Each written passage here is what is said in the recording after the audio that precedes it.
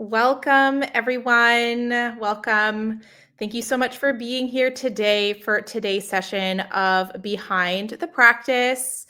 And today's session is called Values Alignment for Burnout Prevention, which is probably one of my favorite topics so far.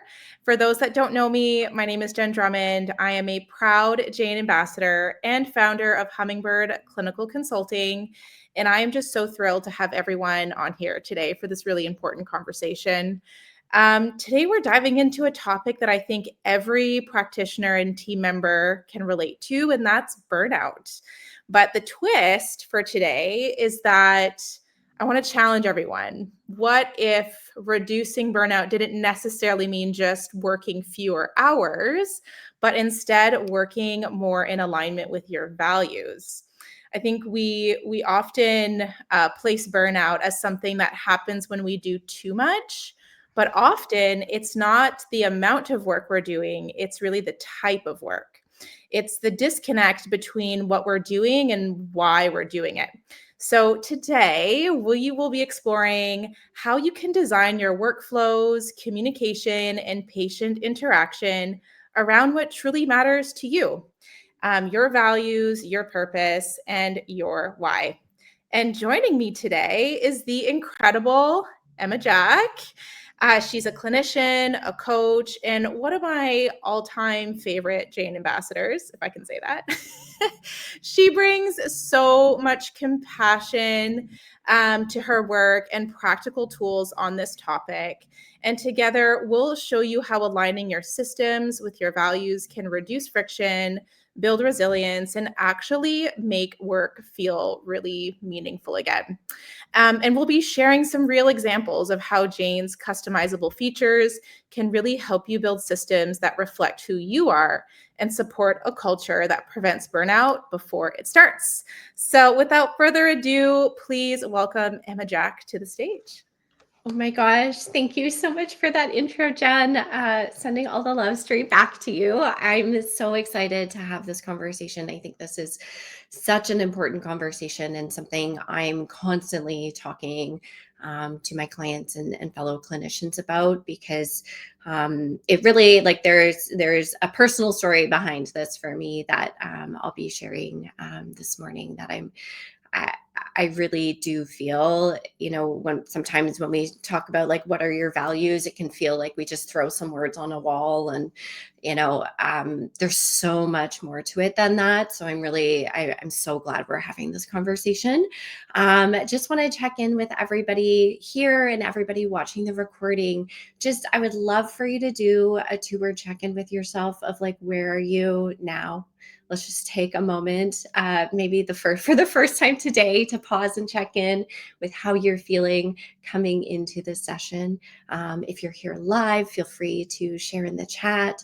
Make sure if there's anything you need to get more comfortable and be more present for this session, make sure you do that. And let's dive in.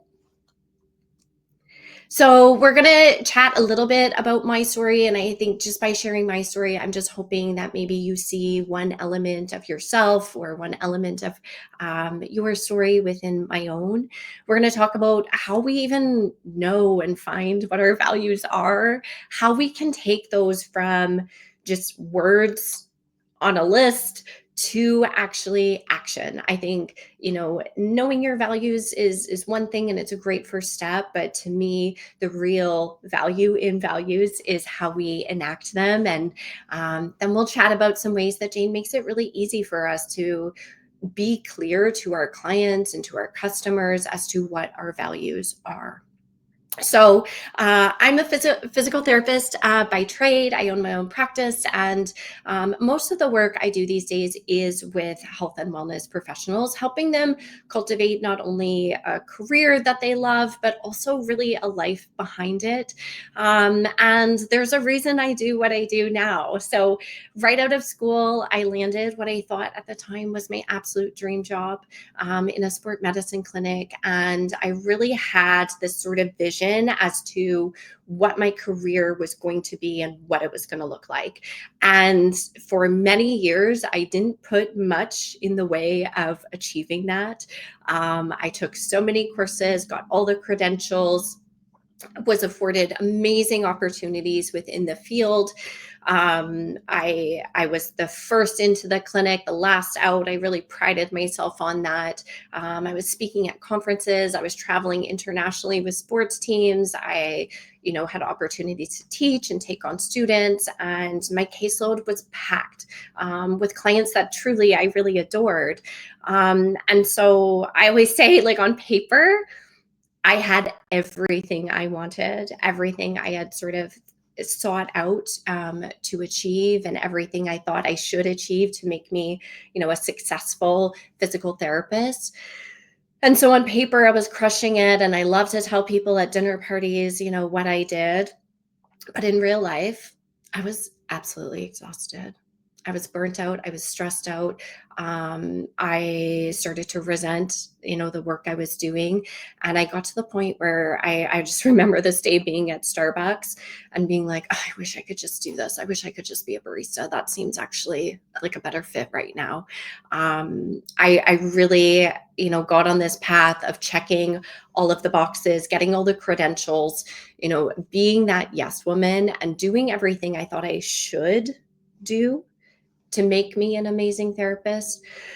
And really, what I didn't account for was me and how it felt to live the life I had built. And actually, what mattered most to me, how my own energy was affecting my capacity to do the work. And by consistently putting others' needs first and conforming to a lot of societal values of success and achievement, I left myself really running on empty. And I knew that if I was going to continue in this profession, in this career, I was going to have to change something. And so, by running off that script, I built what I thought I needed to be in the practice that I thought I needed to have. And everything changed once I got to know myself better and let what mattered to me guide my practice. And so, this isn't, a 1 hour session that's totally going to like change everything and eliminate your burnout. And I will say that, subtle shifts over time that I've made within my practice based on what I know is real and true for me has totally not only transformed my career and the way I practice, but it's also transformed my life and then how I'm able to show up in other aspects of my life. Because I realized, like, yes, I was working long hours, but I don't think that was exactly the issue. I think we, even outside of work, we all sort of work long hours these days. We're on a lot. It was really the malalignment between what I knew mattered to me and what I was actually doing with my time.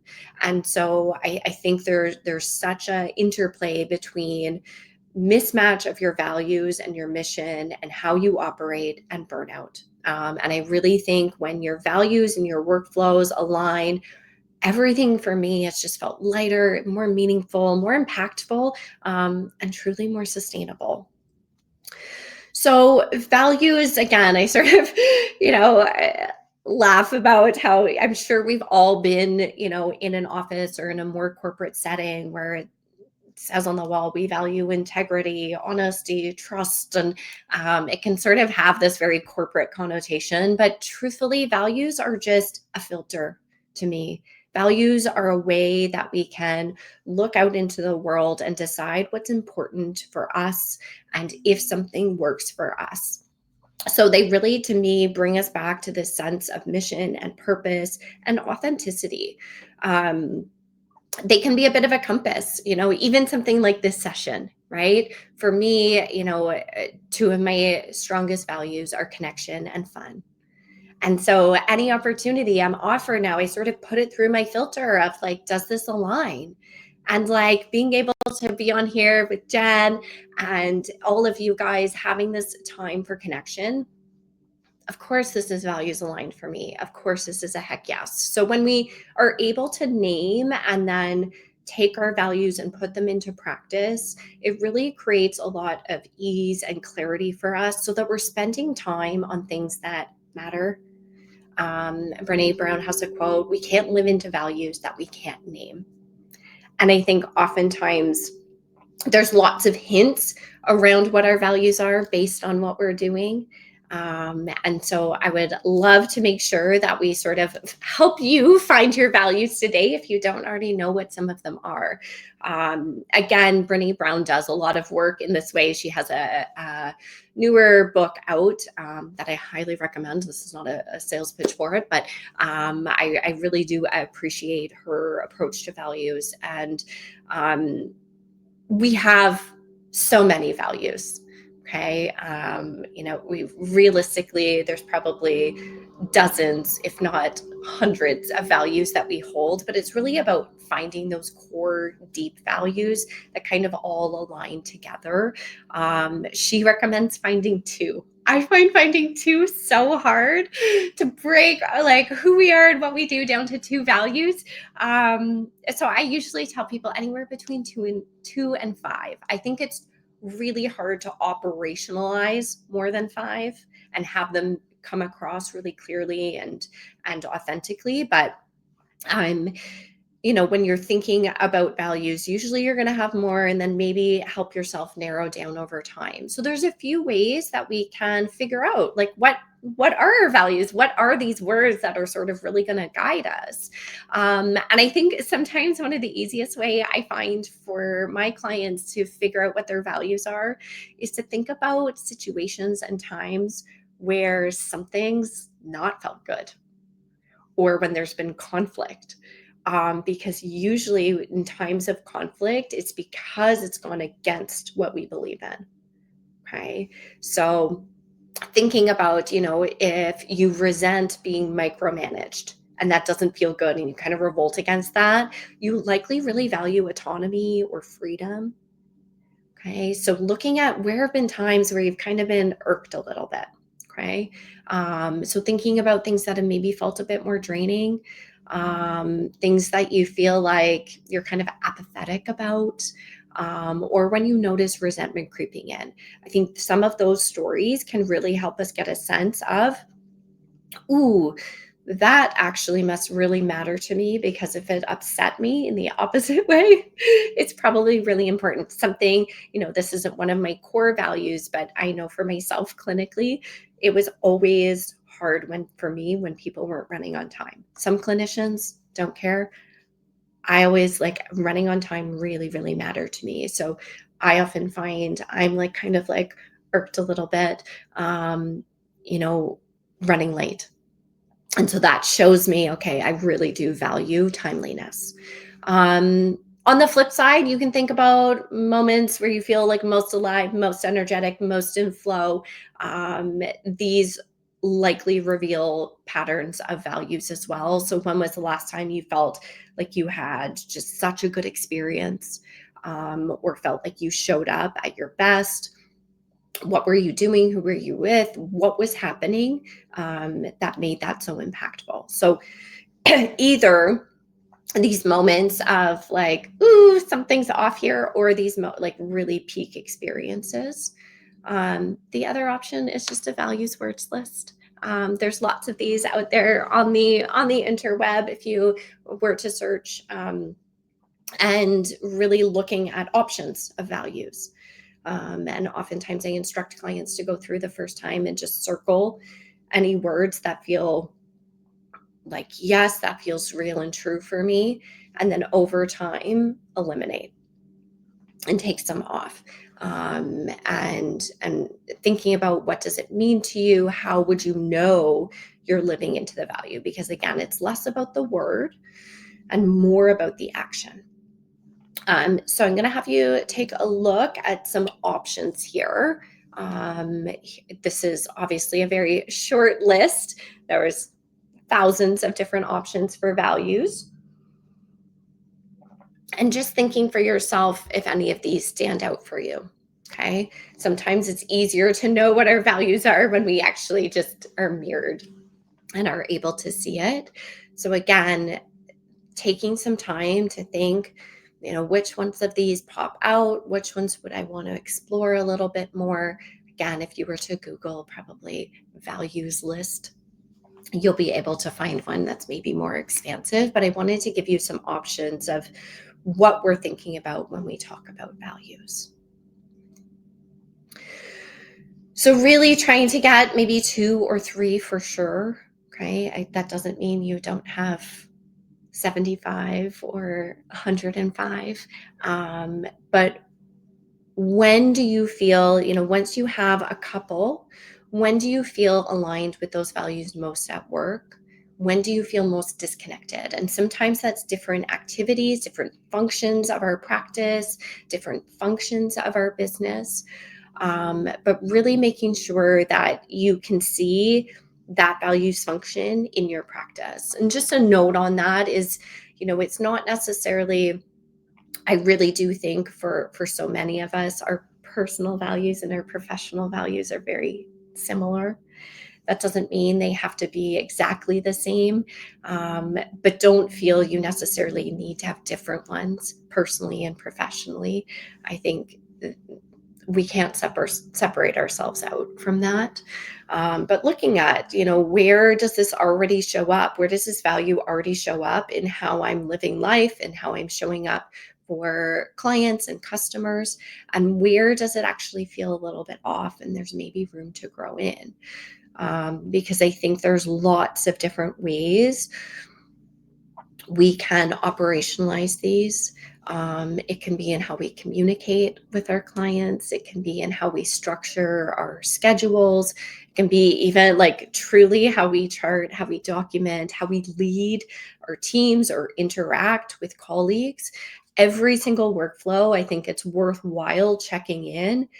Where could I infuse my values into this? Because I think that's something that helps not only feel good for us, but make us unique, right? Many of us, if we're in the same profession, we have a lot of the same skill sets, but how we do those skill sets is very different. And so I think you can really stand out when you lean into what's real and true for you more.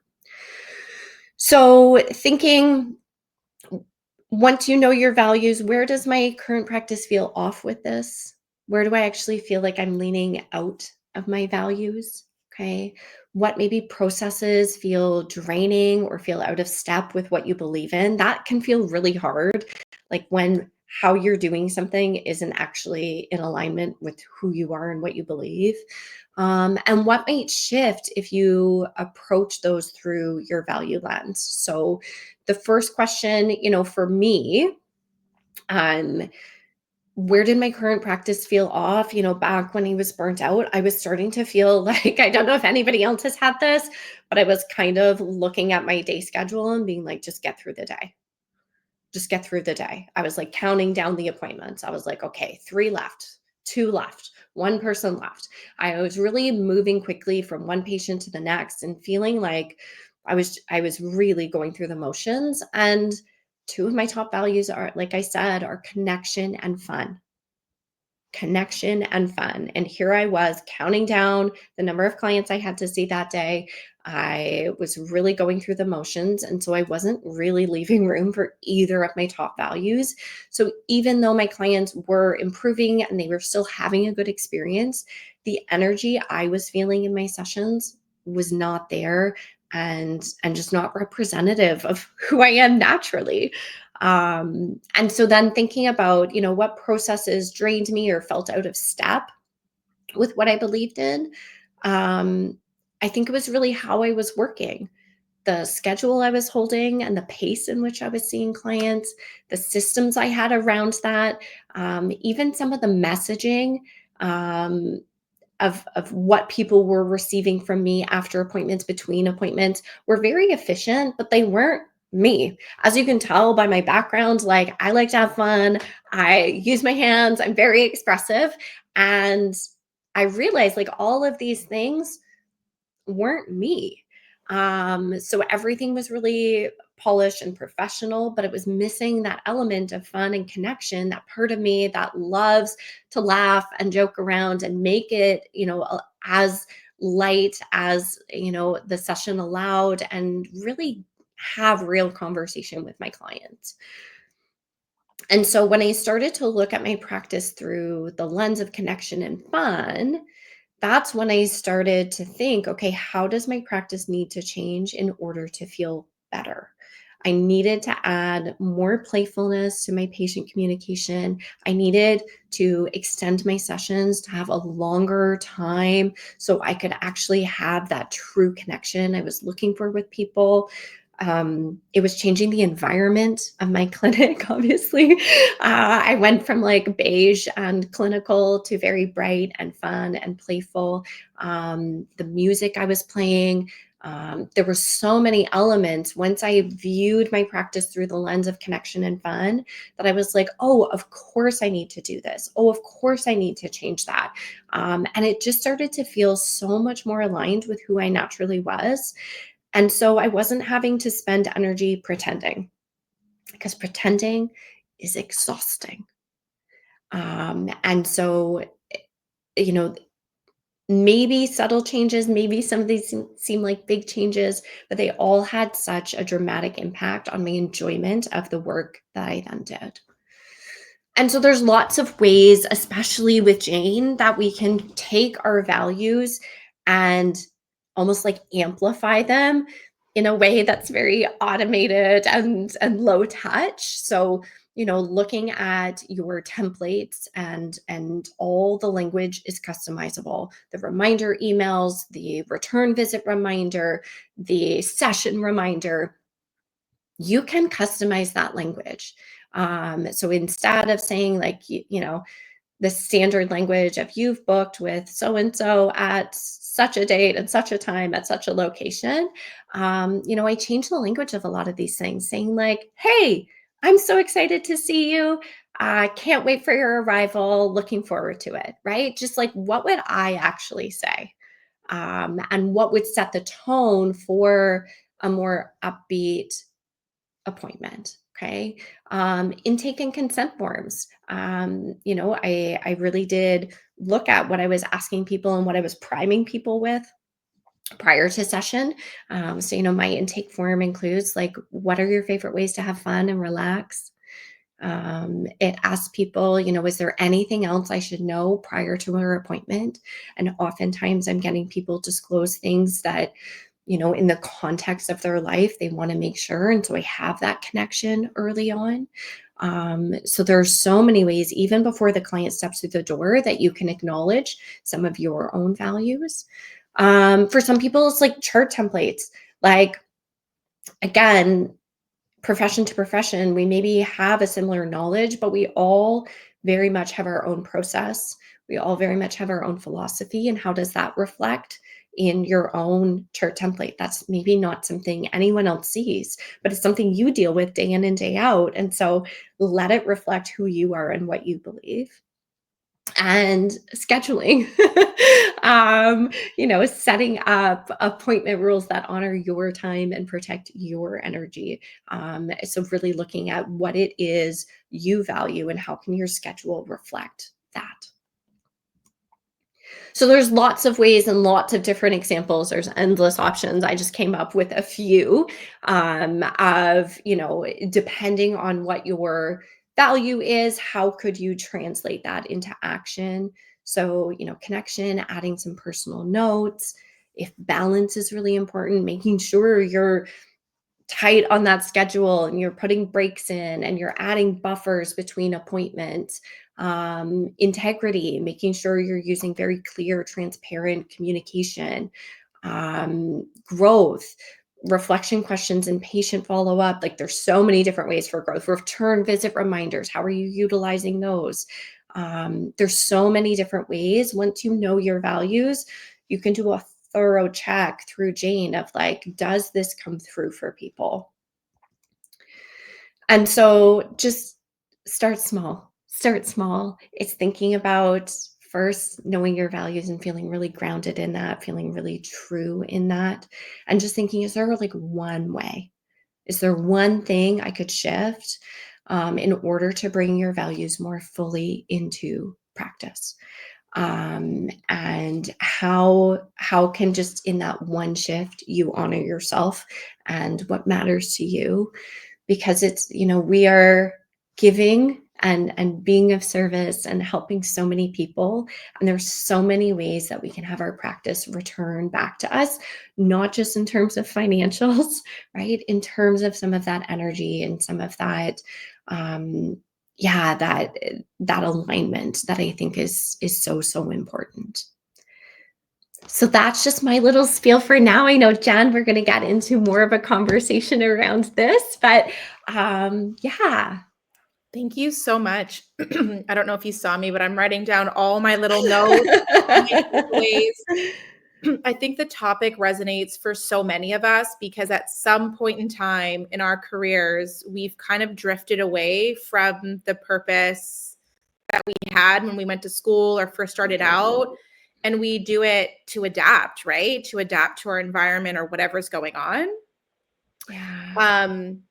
But we drift away from that purpose. And I think it's important to say that values can change over time. Like we shift as Absolutely. humans and practitioners and clinicians. Yeah. But it's a compass. It helps with decision making. And so that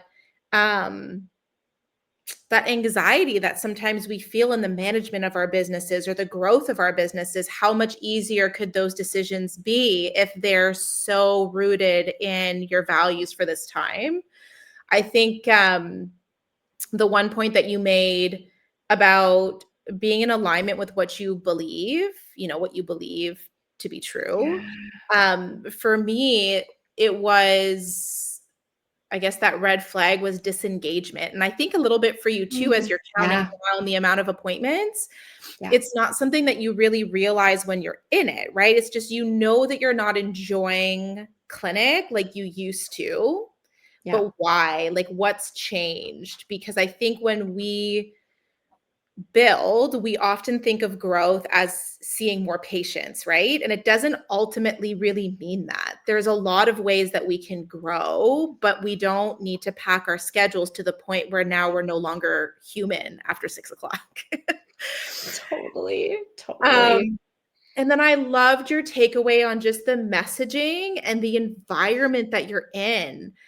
Oh, We've so done a couple important. sessions together too, and it's so valuable that when you walk into your practice, it reflects your energy, right? Yeah. So we have a lot of people, I'm sure, on the session today that are maybe independent contractors or working in other practices. Like there's things that you Yeah. can do to set up your energy before you potentially walk into a space that may not fully align. But it's also Absolutely. how you walk into the space, right? 100%. This is not my quote, but I use it all the time, and I don't know whose quote it is, but it's like any one person can shift an environment Yeah, positively or negatively, right. right? And so I totally understand if you're working as a clinician in somebody else's space that maybe has different values. I think it's important to find those small areas of flexibility where you can infuse yourself into it. I Yeah. think it's also important to advocate for your values and for your needs, and make sure that things that really do matter to you are at least heard and taken in. And Yeah. ultimately, I do I speak with hundreds of clinicians every year, and oftentimes, when clinicians are feeling like, I'm not sure I can stay at this clinic, it's a values mismatch. And Mhm. so it really is looking at over time, is this going to be long-term sustainable? If that, if there isn't some flexibility and adaptability within the space. Right, because it impacts your care philosophy, and I think Totally. Yeah. um, if there's a mismatch there, the volume may not be super overwhelming high, but you're walking into almost soul-crushing work. I think there was another Yeah. session we did together, Yeah. and it was working in a large physiotherapy space. So there was this running tally of like, flip flip the next patient over and over You again, and know, that was yeah. really difficult for that practitioner because they actually wanted to spend more intentional time with their patients, and that model didn't serve their Exactly. care philosophy. Yeah. So yeah, it makes a difference. I would love to hear from our audience. So we will have time for a Q&A as well, but I would love to just ask some questions. So as I ask these, you can drop your comments in the chat. And if you have questions as we go along, please put those in as well. This is our collaborative time. So we're here to answer and, gain insights from each other. But if in one word, you could describe your current relationship with your work right now, what would that be? So, in one word, how would you describe your current relationship with your work right now? I know for me, it was definitely disengagement. I was practicing, and it seems like Yeah. maybe for you as well. For sure. Fruitful, that's wonderful. I love that, Jessica. That's a beautiful word. That's such a juicy word. It is a I need juicy to use fruitful more. Fulfilling. Excellent, Jason. And for both Jessica and Jason, I'm wondering too, like having it feel fruitful and fulfilling, do you think that is a byproduct of doing things your own way and leaning into your values? Yeah, that's a good Same question. with Jenny, right? Like, has it always been that way, or has that sort of taking a step back and shifting things?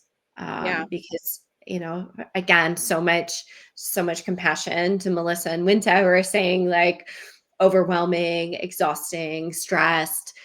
That like as much as I would never want somebody would never wish that on any of you, I think those are pivotal moments for me. I look back and I have, you know, a a bit of gratitude for that space because that space forced me to be like, wait, what's off here? What needs to change in order to make this feel better?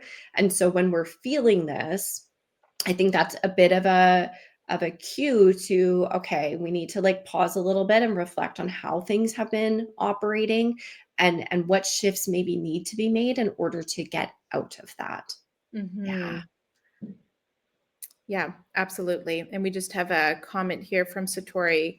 Um, she's a clinic owner, and I would like to talk to my employees about this. And as an owner, how is the best way for me to make sure my values and employees' values are being met? I value teamwork, loyalty, accountability, fun, positive work culture, and community. I'll let you take that Beautiful. away. That's a great question. Yeah, I think the first step of that for you as the clinic owner is to start thinking, okay, for all of these values, what does that actually look like in action? Because it's one thing again to say the word, but when we talk about community, is that community amongst team? Is that being very intentional about doing community reach out? Is that creating programs that foster community? Like, what does this actually look like? Because as much as the word can be an anchor, that could mean so many things to everyone on your team. Yeah. And so you being clear first on, okay, what does loyalty look like in action? Mhm. What are my expectations when we are living into the value of loyalty? Here's how it looks, and here's how I'm going to model it. Because Yeah. I think that's really important too. I think it's really important that employees think about their own values as well as how they can then contribute to the values of the practice. So I love that as like a lunch and learn session or an just a team meeting session, because I think it is really important to hear from your team what matters to them, because when we know what matters to them it also can change how we work with them Right. in so many ways. So lots of different ways, but I think it starts with really knowing what those words mean to you. Mhm. I like the idea of sharing micro wins with your team, like not, Yeah. your monthly meetings, yes, but like these micro wins and how they reflect the values of the practice of your team and how your team is contributing to those wins. It could be a positive patient experience or how they handled scheduling and how that, Yeah. aligns with the practice values. Just really weaving it into the conversation of your team, I think is so important, right? Yeah.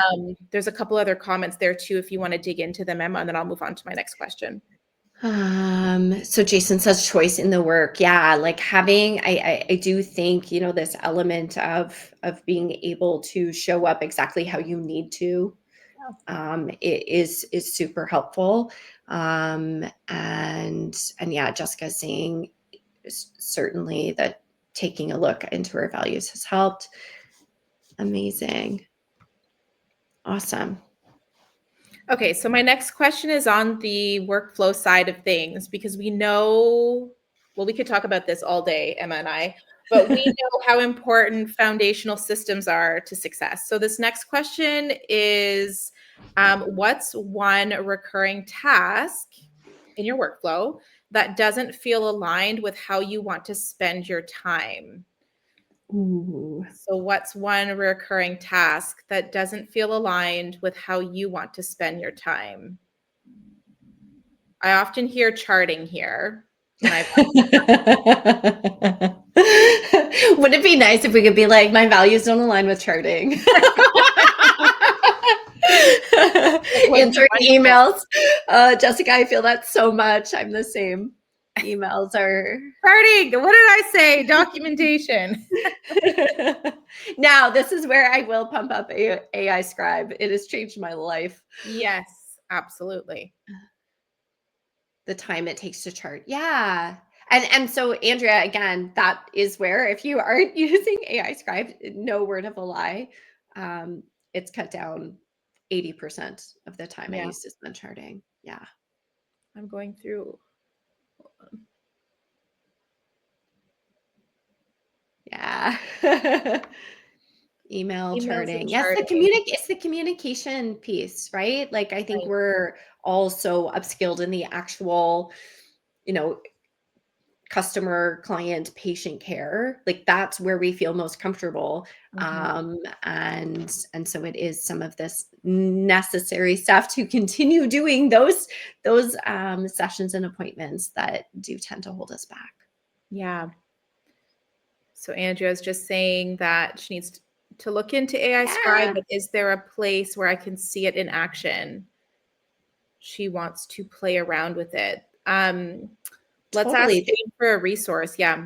So there is, and they just rolled out, I think, as of yesterday, so maybe breaking news, the option of free AI Scribe. So you can get 5 charts, I think, a month, where you are just, and you can make up a fake patient. You could also go into the demo clinic, I think.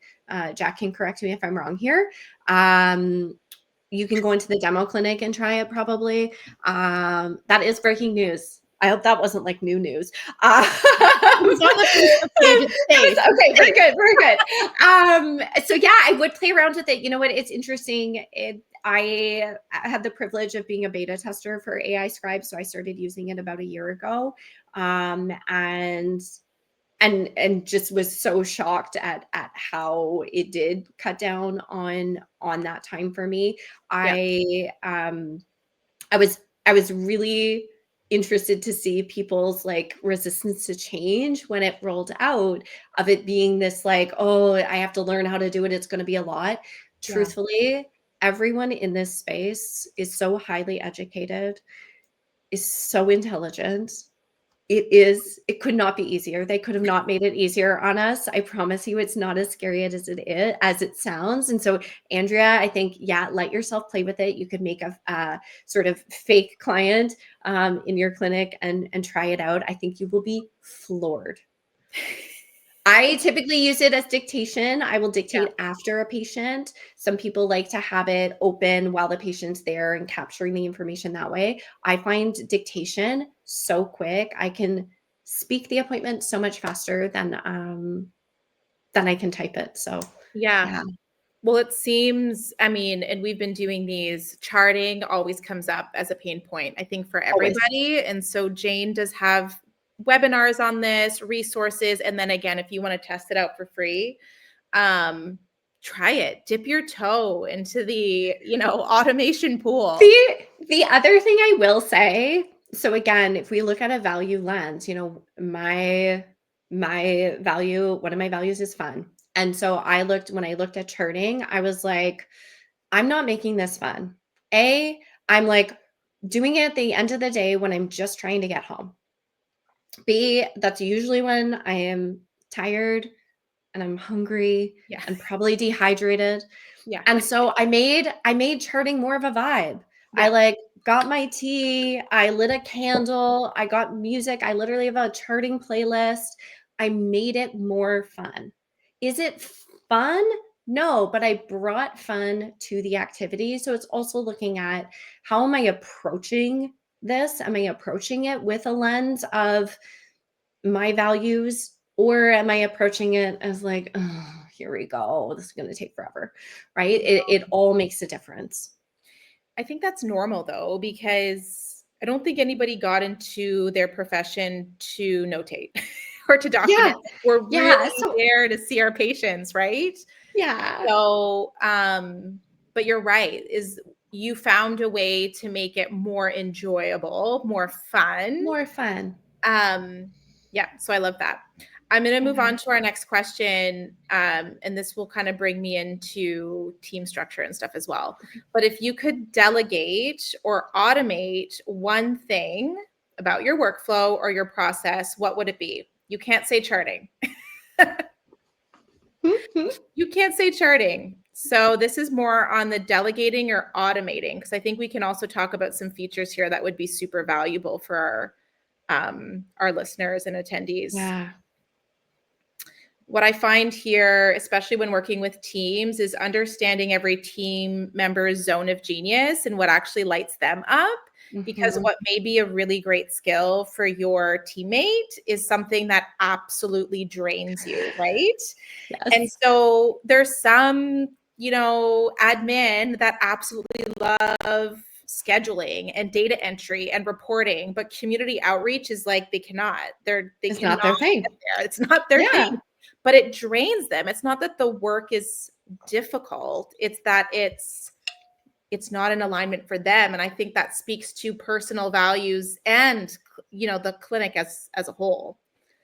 Yeah. Yes, I will ask that question. Jessica's talking about answering emails. I feel so strongly about email. I Yeah, think email is something that, nobody emails in emergencies, right.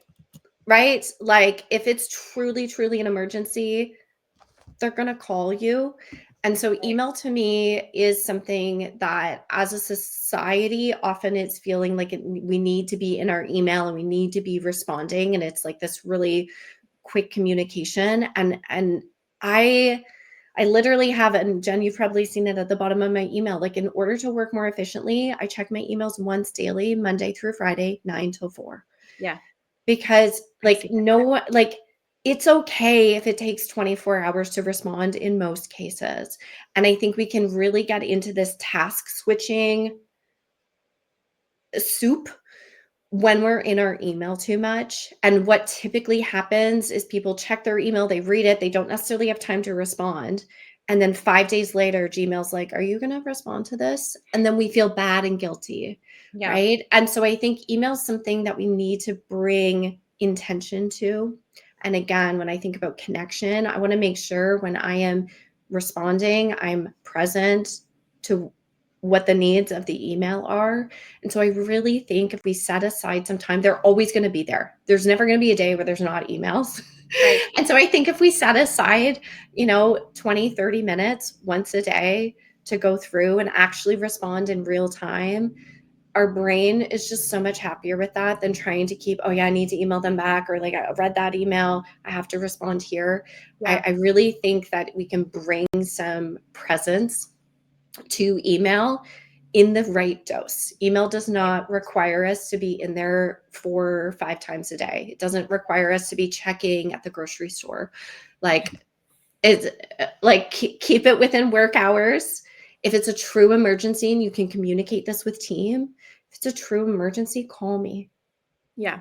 Right? Not emergencies are not emails. Right.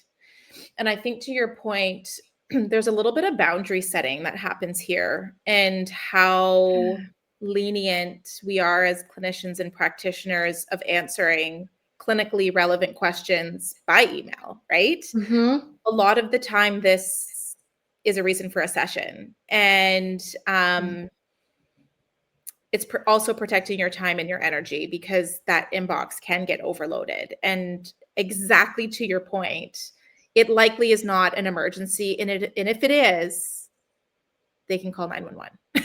Yeah. Or call Yeah. you And if like, they need you, right?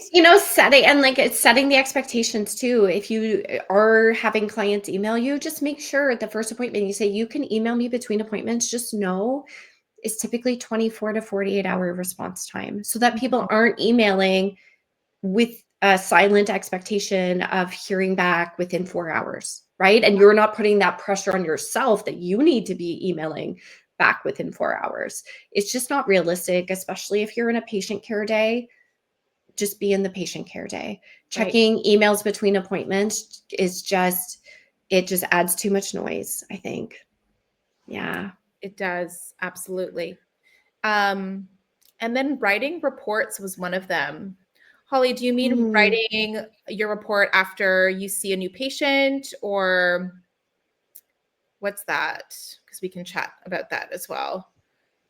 Yeah, I know, especially some professions, their reports are long. The reports are long and do take a lot of Chasing. Oh,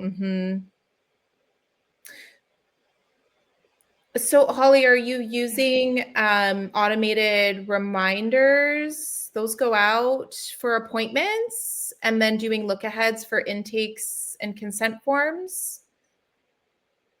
You can jump in there too, Emma, as well. Yeah, I think so if this is like a new patient and they haven't filled out their intake or their consent form, this is something that you do. It does, at least right now, require you to monitor a little bit. I think this can be something though where, again, where in our languaging can we make sure this is seen multiple times? I think the notice on online booking, right? If you're a new patient, please make sure prior to your first appointment, you're filling out the forms that are sent to you via Jane. In that, like, thanks for booking reminder, say, please make sure you fill out this form, and maybe have a draft email that, if it's 24 hours before their appointment, you're copy and pasting an email directly to them from you saying, you need to fill this out. That can also be a boundary. I mean, it's very individual, but I know within my coaching practice, I'm very strong of, if you haven't filled out my pre-call questionnaire, we're not having the session. Right?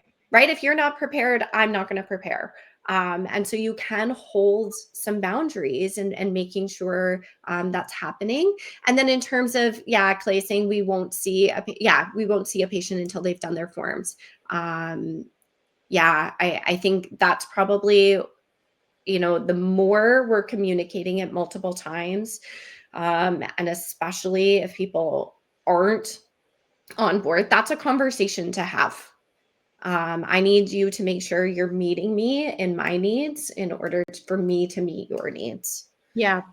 Yeah. To that point, what I've seen be successful as well is just a simple what to expect email that goes out to new patients. Yeah. So these are the steps to follow. This is what to expect at your first appointment. It may sound very simple and trivial, but it actually lands pretty well. And it keeps them engaged between when they book the appointment to when they come in. So that's an option. So any other comments here? Right, Clay, if the forms are not done, their appointment is canceled or rescheduled. Yep, we've seen that work as well. Yeah, it is absolutely a-okay to have needs as a clinician. Yeah, and asking for what you need in order to do your job well. I totally understand, Holly, to have it be something that's required or like a step they have to do before they're then able to book a certain appointment, would be great. And again, you can always make the request within the Jane community too. Yeah. Holly, are they booking online? Is that why or are they calling into the office? Or I'm just even wondering how that you could help that communication at the front. Yeah. Emma's saying have it on the booking site, which is great. Yeah. That you have an empty place in your schedule. And so even within this, like Holly, this is a great example of like potentially, some of your values are like commitment, preparedness, co-creation, right? Feeling like you're met in your needs. Like these are the times where we kind of go, like what is it about how this client is coming in that's really bothering me? And what are, to the best of our abilities, what are the ways we can curtail this? Because if every single time, probably every time you see that somebody hasn't filled it out, it's like a little bit of a jab of like, and the less we can have that, the better. Yeah. Well, we are almost out of time today, and I wanted to leave some space for everyone. If you have any questions for Emma today about, values identification, values alignment, how that translates in your businesses and impacts your workflows, I just want to leave a little bit of space and time for specific questions. So we'll wait just a minute or two here to see if anything pops up, because I know it's not all about the prompts. Questions.